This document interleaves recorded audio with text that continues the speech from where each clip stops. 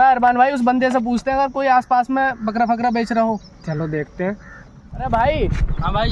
अबे कोई बकरा फकरा बिक रहा है या नहीं? भाई बिक रहा है बिल्कुल, ये सीजन में बकरा न मिलेगा और क्या मिलेगा। तो यार भाई जल्दी से दिलवाओ यार हमें एक चलो तो बकरा। फिर। चलो भाई।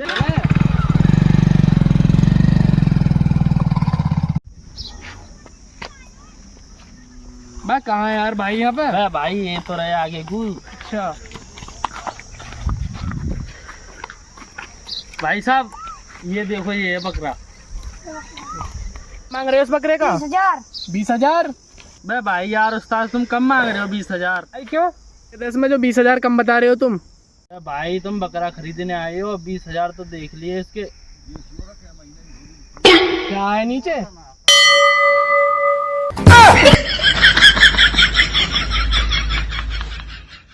भाई खरीद लिया बकरा और देख भी लिया हमने तो।